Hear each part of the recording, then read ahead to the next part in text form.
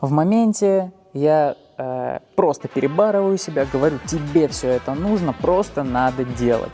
Будь дисциплинированным, доставай свою силу воли. Я решил попробовать самостоятельно изучить программирование, просто так. На C++ у меня уже был маленький опыт, да, я написал какие-то лабы, знал, что такое цикл, условия, немного был в курсе классов, но я так и не знал, что мне с этим всем делать, и подумал, что изучение JavaScript как-то эту ситуацию изменит. Я пишу себе план регулярных занятий, где каждый день я должен был заниматься по 2 часа. И так в течение следующих 2 недель я каждый день занимался. И, конечно же, это дало свои плоды.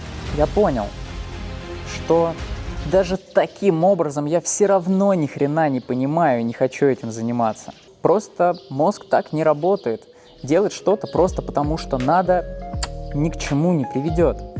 И подобные циклы обучения повторялись потом еще несколько раз. Как я узнал позже, Гоша был неплох в шахматах и математике. Но тогда пивас и вписки он любил больше. И что он точно не собирался делать, так это становиться программистом. Сейчас же Гоша – руководитель разработки в одном из крупнейших российских банков. Как же так вышло? Как-то я позвал Гошу в гости. На тот момент я уже год сам работал программистом и получал какие-никакие бабосики. Я уже достаточно сильно горел этой темой для того, чтобы не замечать никаких отвлекающих факторов и мог работать тогда, когда вокруг шум, тусня, музыка и так далее. В тот день так и было. И Гоша решил ко мне присоединиться. Он говорит: «Паш, а ну-ка займи меня чем-нибудь, дай мне какую-нибудь задачу интересную». Ну, я ему дал одну из простейших задач слит-кода. И очень удивился, он решил ее за 15 минут.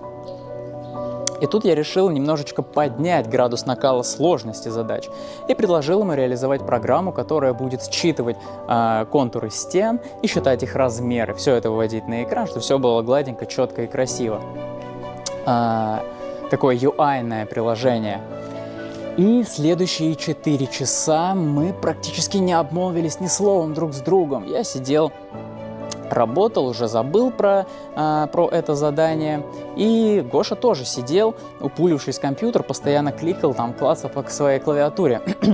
И в моменте он говорит: «Паш, ну подойди, посмотри». У него получилось. Он это сделал. Как? Он никогда не решал задачи сложнее расчета длины массива. Оказывается, если подойти к выполнению задачи как к какой-то авантюре и приключению, даже самая невыполнимая задача на первый взгляд решается. Ты начинаешь гуглить, находить ответы на свои вопросы, от простого к сложному понимание приходит, и в конечном счете ты выполняешь эту задачу. Таким образом, он получил для себя много ответов на вопрос «зачем?». Ему не нужно было учить какие-то конструкции отдельно в этих методичках. Все эти конструкционные особенности и знания пришли в ходе выполнения этой задачи. Был реальный интерес. Майкл просто на характере решил перебарывать и пробовать что-то делать. Он купил или скачал, я уже не помню, какой-то большой курс по Java и просто начал его выполнять. Он отказывался практически от всех встреч с друзьями, тусовок и так далее. Он просто сидел и зубрил. И в моменте у него появилась возможность устроиться на стажировку в одной какой-то enterprise-компании, достаточно большой. И за 2 года у него получилось так иксануть свой доход, что он накопил, купил себе мотоцикл и уехал на год путешествовать по миру.